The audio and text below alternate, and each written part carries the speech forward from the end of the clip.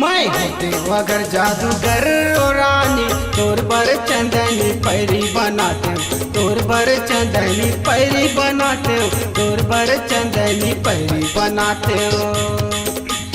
चंदला तोर माथ चंदला तोर माथ जुग जुगले चमकाते हो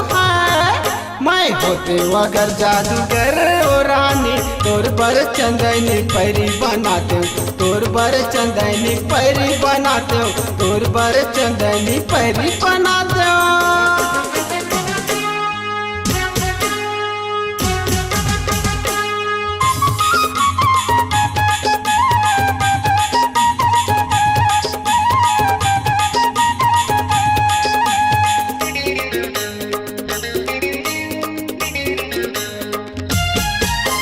आकाश तोर बर सुघर ओ गजब के महल बनाते सड़क परिला तोर बर रानी दासी रे महा बनाते हो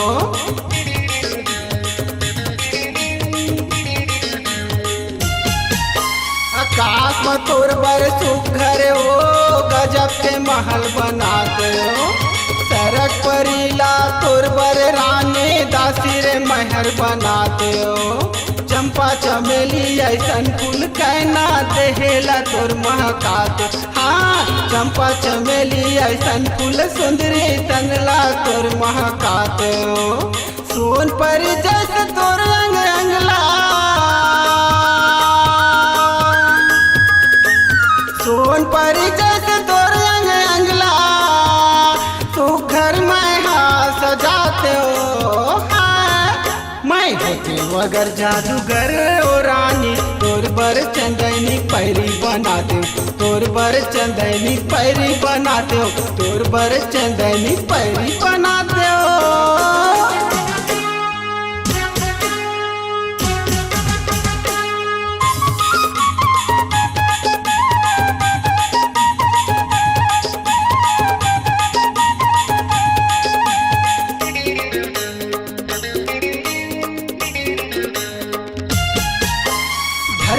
चिर के तोर बर संगी हीरा मोती मैं हालात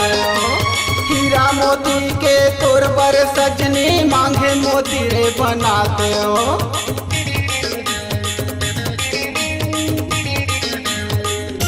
धरती लकीर के तोर बर संगी हीरा मोती मैं हालात